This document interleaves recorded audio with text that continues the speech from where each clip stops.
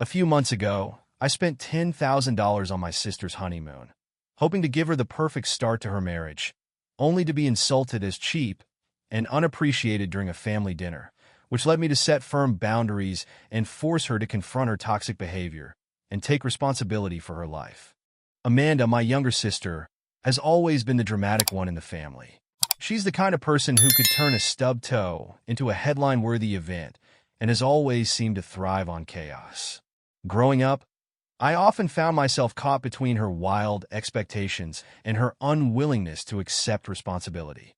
Despite all this, she's family, and I've always done my best to support her, sometimes against my better judgment. Her track record with relationships was no exception to her dramatic tendencies. Amanda's first husband, Brandon, was, to put it mildly, a disaster. He had a chronic aversion to work, preferring to play video games all day while Amanda worked and managed the household. Their marriage was tumultuous, marked by loud arguments and constant tension, and when it finally ended, I couldn't help but feel relieved. I had resisted the urge to say, "I told you so," but it was tough. Then came Kevin. Kevin was everything Brandon wasn't: responsible, respectful, and seemingly head over heels in love with Amanda. He had a solid job in marketing, a calm demeanor, and the patience of a saint. After just 6 months of dating, they got engaged. It felt rushed to me, but Kevin seemed like such a good influence on Amanda that I decided to give them the benefit of the doubt. Maybe this time would be different. As the wedding approached, Amanda's requests for help started rolling in. Initially, I kept my involvement minimal. I gave them a generous check as a wedding gift and left it at that. But a few weeks before the wedding, Amanda called me with a desperate plea. She explained that they had planned a once-in-a-lifetime honeymoon to Hawaii, but had underestimated the cost. They needed help to make it happen without starting their marriage in debt. At first, I hesitated. Our relationship had always been rocky, and Amanda's tendency to treat people like personal ATMs didn't sit well with me. But Kevin's influence seemed to have mellowed her out, and I wanted to believe that she was trying to turn over a new leaf. I thought, perhaps naively, that if I helped her with this, it could be a fresh start for both of us. When I asked her how much she needed, Amanda replied, "Just a little help to make it happen." That little help turned out to be $10,000. The amount made me pause. $10,000 was no small sum, even for someone like me who had a steady job and decent savings.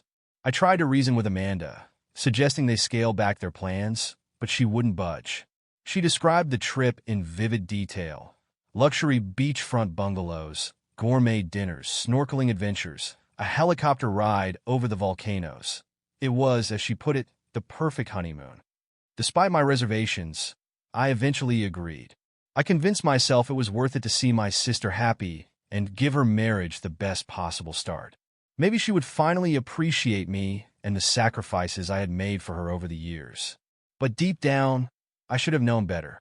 Amanda and Kevin's honeymoon was nothing short of extravagant, at least on paper. For $10,000, they embarked on a 9-day trip to Hawaii that promised to be the pinnacle of luxury and romance. It included first-class flights, a private beachfront bungalow, candlelit dinners at 5-star restaurants, a snorkeling excursion with exclusive access to vibrant coral reefs, and a helicopter tour over the breathtaking volcanoes of Maui. When Amanda described it to me, her eyes sparkled with excitement.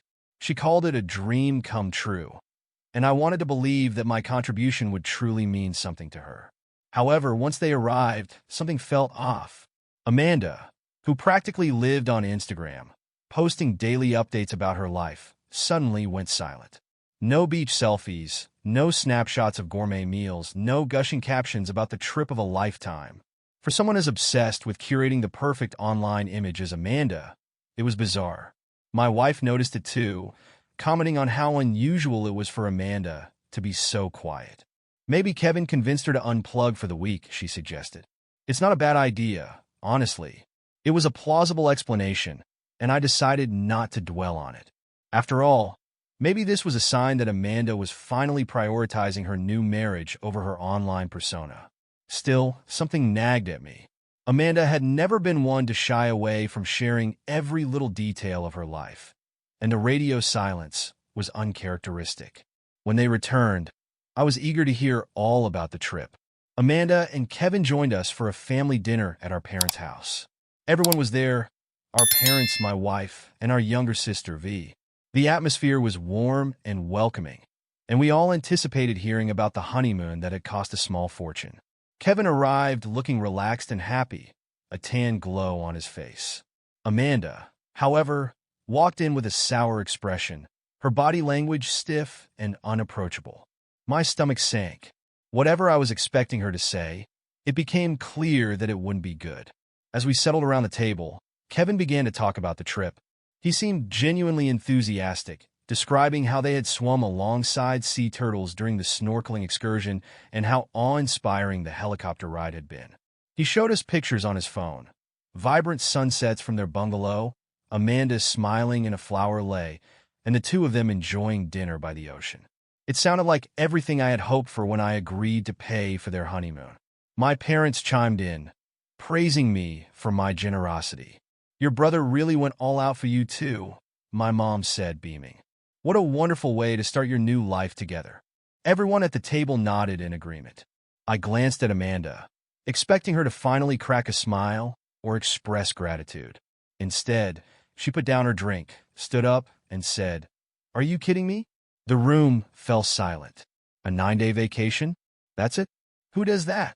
Amanda snapped, her voice dripping with disdain. "You know what people post online?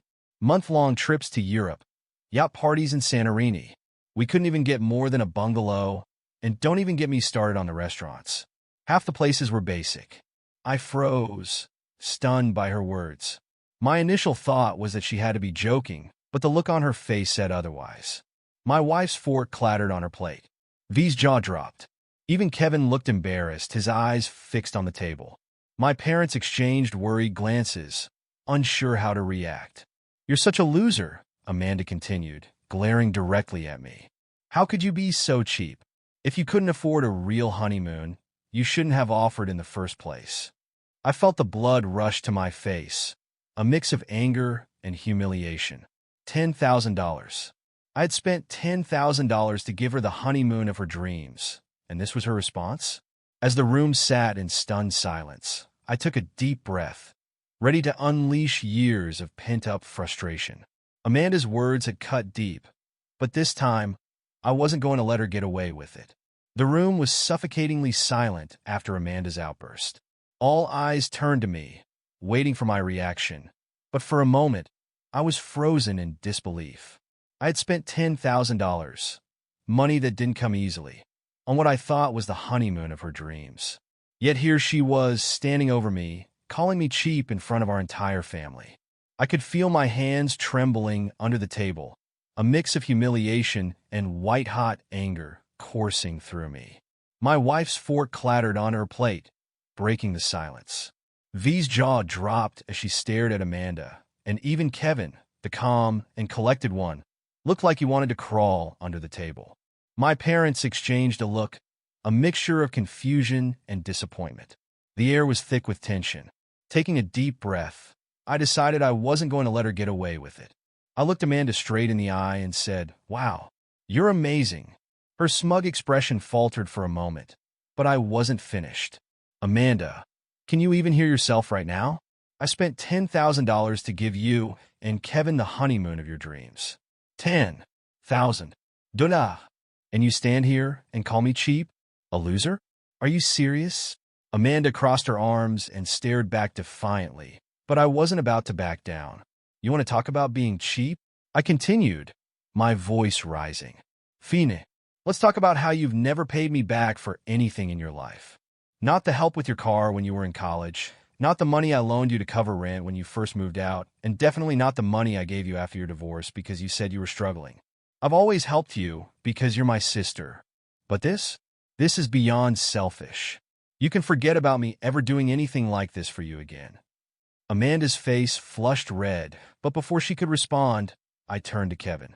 "And honestly, Kevin, I feel sorry for you. You're a good guy, but if this is how she treats people who go out of their way for her, you're in for a rough ride." Kevin looked like he wanted to disappear into his chair. My mom started to speak, but I held up my hand to stop her. "I'm not finished," I said, turning back to Amanda. "Let me make this very clear. If you keep acting like this, no one is going to want to help you.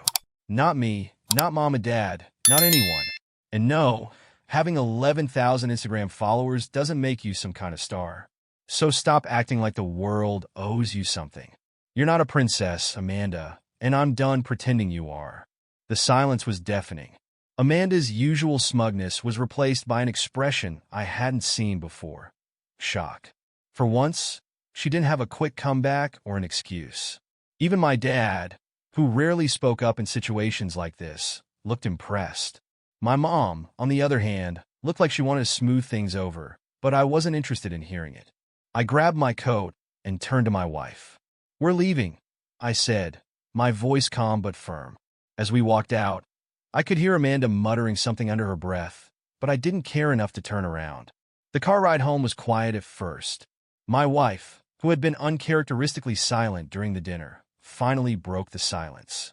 "You did the right thing," she said, her voice filled with both anger and sympathy. "But what about Kevin? He didn't even try to defend you. He just sat there like a statue." That bothered me too. Kevin had always been the calm and collected one, but his silence tonight felt different. It wasn't just embarrassment, it was something else. Something about the way he had looked at Amanda, almost like he was resigned to her behavior, didn't sit right with me. When we got home, I replayed the evening over and over in my head. Amanda's words stung, but what stayed with me even more was the realization that this wasn't just about the honeymoon. This was a pattern, a lifetime of Amanda expecting the world to revolve around her and lashing out when it didn't. For years, I had enabled her, telling myself it was out of love, but tonight had been the breaking point. The next morning, my phone buzzed. It was my mom. I wasn't in the mood to rehash everything, but I picked up anyway. "Amanda came over early this morning," my mom said, her voice low. "Let me guess, she's still mad?" I replied, already tired of the conversation. "No, actually she was crying," my mom said, surprising me. "She said you humiliated her in front of everyone, and now Kevin is barely speaking to her." That got my attention. "Wait, Kevin? Why would he be angry with her?" "I was the one who left." "I don't know," my mom said. But she kept saying how everything is ruined and how you don't understand what she's dealing with. That last part threw me. Amanda's life had always been an open book, whether we wanted it to be or not. She overshared everything, her plans, her relationship drama, even things no one wanted to know. The idea that she was hiding something was unusual, and it nagged at me. When I hung up, I told my wife what my mom had said. She raised an eyebrow. "Do you think there's something going on between them?" she asked. "I don't know," I admitted. "But if there is, it's not my problem anymore." I'm in it. Amanda had crossed the line, and I had no intention of getting dragged back into her mess. It was a few days after the family dinner when I got the text that stopped me in my tracks. It was from Kevin, and it simply said, "Can we talk? Just you and me. I have some things to explain." I stared at my phone, trying to process the message. Kevin wasn't the type to reach out like this.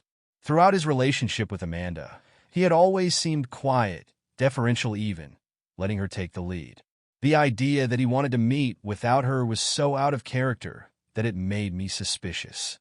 Curiosity got the better of me. I replied, "Sure." "When?" "Tonight," he wrote back. "I'll come over." When Kevin arrived that evening, he looked nothing like the calm, polished man Amanda had introduced to us just a year ago. His usual clean-cut appearance was gone. His hair was disheveled, his shirt wrinkled, and there were dark circles under his eyes. He looked like a man who hadn't slept or had been carrying a heavy weight for far too long. "Thanks for seeing me," Kevin said as he stepped inside. His voice was low, almost apologetic. "No problem," I replied, leading him to the living room. "What's going on?" He sat on the edge of the couch, fiddling with his wedding ring. For a few minutes, he just stared at the coffee table, like he was trying to summon the courage to speak. Finally, he took a deep breath. "I owe you an apology," he began. "For what?" I asked, genuinely confused. "For Amanda," he said, his voice heavy. "For everything she said to you at dinner. For the way she's treated you. You didn't deserve any of that." I nodded, not sure where this was going. "I appreciate that, but why are you telling me this? What's really going on?" Kevin hesitated, then leaned forward, resting his elbows on his knees. "The honeymoon, it wasn't just a honeymoon. It was supposed to be a reset." "A reset?" I repeated, baffled. You've been married for what, a month? What do you mean a reset? Kevin ran a hand through his hair, his frustration evident. Amanda has been difficult, to say the least. Planning the wedding was a nightmare. She went way over budget, ignored every limit I set, and had these insane meltdowns over the smallest things. I thought it was just wedding stress, but after we got married, it got worse. He paused, his expression filled with embarrassment. She started accusing me of not loving her enough, saying I wasn't doing enough to make her feel special. She threw a vase at me once, a vase. He laughed bitterly, shaking his head. I sat back, stunned. Amanda had always been a handful, but this was another level. I didn't know it was that bad, I said, unsure how to respond. I thought the honeymoon would help, Kevin continued. I figured if we got away from everything, she'd calm down. She promised me it would be a fresh start, but by the third day, she was already complaining. The room wasn't big enough. The food wasn't fancy enough. The snorkeling wasn't exclusive enough. Nothing was good enough for her. He sighed, his voice breaking slightly. It was a disaster. And when we got back, I told her I was done. I'm filing for divorce. That last sentence hit me like a ton of bricks. Divorce? I repeated, shocked. Kevin nodded. I know how it sounds. Believe me, I wanted to make it work, but Amanda, she's not who I thought she was. And the worst part, he looked up at me, his eyes filled with a mix of anger and sadness. She told me last week that she's still talking to her ex-husband. What? I blurted out. Brandon? Yeah, Kevin said, nodding grimly. She told me it was harmless, that she was just venting to him because he'd been through a divorce and would understand. But I found the texts. She's been complaining about me to him since before we were even married. She told him I wasn't man enough for her. My jaw tightened as anger bubbled up inside me. For a moment, I didn't know whether to feel bad for Kevin or furious with Amanda. I don't even know what to say. I finally managed. Kevin stood up and paced the room, his frustration spilling over. You know what the worst part is? I actually thought I could help her. I thought if I just loved her enough, she'd change. But now I see it. She doesn't want to change. She just wants someone to blame when things don't go her way. He stopped and turned to me. I just wanted you to know. You were trying to do something good for us with the honeymoon, and you didn't deserve what she said to you. I'm sorry you got caught up in all of this. I nodded, still processing everything. Thanks for telling me, I said. But honestly, Kevin, none of this is your fault. Amanda, she's been like this for as long as I can remember. Kevin gave a bitter laugh. Yeah, well, I guess I had to learn the hard way. As he headed for the door, he paused and looked back at me. I don't know if counseling is even worth it, but I'm going to give it one last shot. If it doesn't work, I'm done. Good luck, I said, meaning it. You deserve better than this. Kevin nodded and left, leaving me alone with my thoughts. My wife, who had been listening from the kitchen, walked into the room, shaking her head.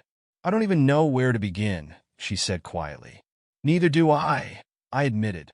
I barely slept that night, Kevin's words echoing in my head. Amanda is still talking to Brandon? Complaining about Kevin before they were even married? It was like finding out there was a whole side of her I didn't know, and honestly, I wasn't sure I wanted to. The next morning, my phone buzzed again. It was my mom. Her voice was quiet and tense. Amanda's here, she said. She's been crying since she came in. I think you two need to talk. I sighed, already exhausted by the thought of another confrontation. Did Kevin tell her he's filing for divorce? I asked. There was a long pause. Divorce? My mom replied, surprised. No, she didn't say anything about that. Of course not. Typical Amanda. She'd never admit things weren't perfect unless she absolutely had to. I debated whether I should even bother going over there, but in the end, I figured it was better to get everything out in the open. When I arrived at my parents' house, Amanda was sitting at the kitchen table, her face blotchy from crying, her hair pulled back into a messy bun. She looked up at me, and for the first time in a long time, there was no smugness or defiance in her expression. She looked small, defeated. I'm sorry, she said softly, her voice barely above a whisper. I crossed my arms, leaning against the doorway. Sorry for what exactly? For what I said at dinner, she admitted. I was out of line. You didn't deserve that. It wasn't the dramatic, crocodile tear apology I was expecting. She seemed genuinely upset, but I wasn't about to let her off the hook so easily. I pulled out a chair and sat across from her. "Kevin came to see me last night," I said, watching her reaction closely. Her face froze, her eyes widening slightly. "What did he say?" "He told me everything, Amanda. The honeymoon, the arguments, the vase, everything. He's filing for divorce, isn't he?" Her lip quivered, but she didn't deny it. Instead, she let out a shaky breath and said, "I didn't mean for it to get this bad. I thought marriage would fix things. I thought if we had this perfect wedding, this perfect honeymoon, everything would be okay." "It doesn't work that way," I said firmly. "And talking to Brandon behind Kevin's back? What were you thinking?" Amanda flinched like I had slapped her. It wasn't like that," she stammered. "Brandon was going through a divorce too, so I thought he'd understand. I just needed someone to vent to." "To vent?" I said, my voice rising. "Amanda, you told him Kevin wasn't man enough for you. How is that venting? That's sabotage." Her eyes widened, and I realized she didn't know Kevin had found the texts. She opened her mouth to respond, but no words came out.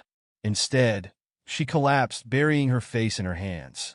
"I don't know what's wrong with me," she said through her tears. "I'm ruining everything. First Brandon, now Kevin. I don't even know who I am anymore." For a moment, I didn't know what to say.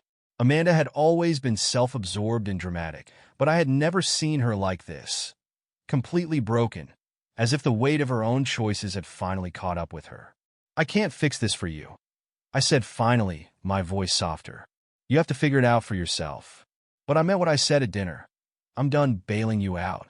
Amanda nodded, wiping her face with her sleeve. "I understand," she said, her voice trembling. For the first time in years, I actually believed her.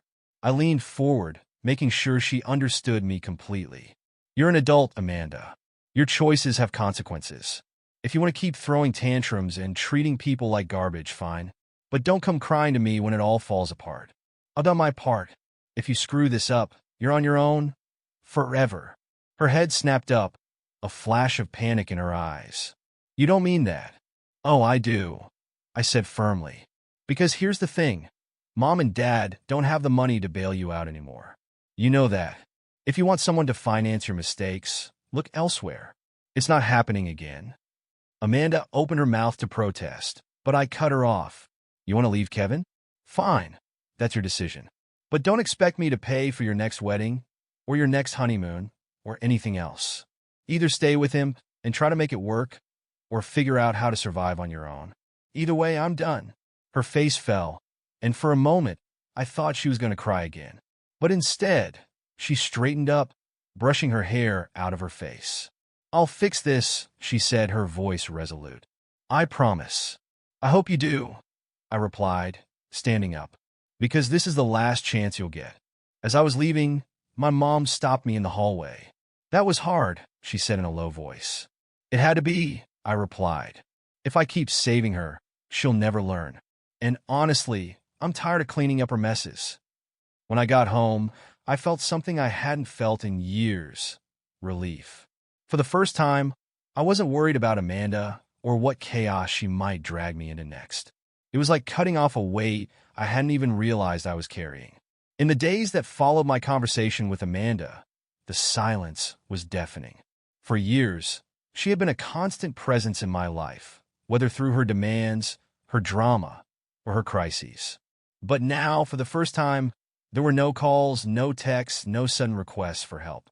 It was strange, but it was also a relief. A few weeks later, a text popped up on my phone.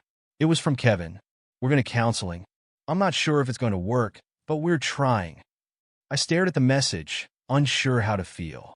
Part of me wanted to respond, to offer some kind of encouragement or advice. But then I realized it wasn't my fight anymore. Whatever happened between Amanda and Kevin was their business, not mine. I closed the message and didn't reply. Amanda's absence lingered, and though I didn't reach out, I couldn't help but wonder how she was doing. My mom called, occasionally offering bits and pieces of information. Amanda had started attending therapy, she said, and was trying to figure out where things had gone wrong. It was the first real effort I'd ever heard of Amanda making to take responsibility for her actions, and while I was skeptical, I hoped it was genuine. One evening, I sat on the couch with my wife, reflecting on everything that had happened. Do you think she'll actually change? I asked. My wife looked thoughtful. I think she could, but only if she really wants to. You standing up to her might have been the wake-up call she needed. I nodded, unsure if I agreed. Amanda had always been good at making promises she couldn't keep. But something about the way she had looked at me during our last conversation, broken, vulnerable, made me think this time might be different. A few months later, I got another text from Kevin. Counseling has been difficult. We're still working on things, but Amanda is changing. Slowly, but it's there. Thank you for everything, and I'm sorry again for what happened. This time, I replied, I hope it works out for both of you. Take care of yourself. It was a short message, but it felt like the right thing to say. As for Amanda, our relationship remained distant but civil. She sent me a message on my birthday, a simple, happy birthday, hope you're doing well. It wasn't much, but it was something. For the first time, she wasn't asking for anything. She wasn't demanding attention or money or validation. She was just reaching out. The strangest part of it all was the relief I felt. For years, I had carried the weight of Amanda's problems, stepping in to clean up her messes, trying to shield her from the consequences of her actions. Letting go of that role wasn't easy, but it was necessary. It gave me space to focus on my own life, my own happiness, and my own family. Looking back, I realized that my decision to stand up to Amanda wasn't just about her. It was about me too. It was about setting boundaries, recognizing my limits, and understanding that love doesn't mean sacrificing yourself endlessly for someone who refuses to take responsibility for their own life. As the months turned into a year, I watched from a distance as Amanda began to rebuild her life. Whether her marriage with Kevin would survive, I didn't know, but for the first time, I wasn't worried about it. Amanda was an adult, and her choices, good or bad, were hers to make. One evening, my wife and I sat on the porch, watching the sunset. She reached for my hand and gave it a squeeze. You did the right thing, she said. I smiled, feeling the truth of her words settle over me. For the first time in years, I felt free.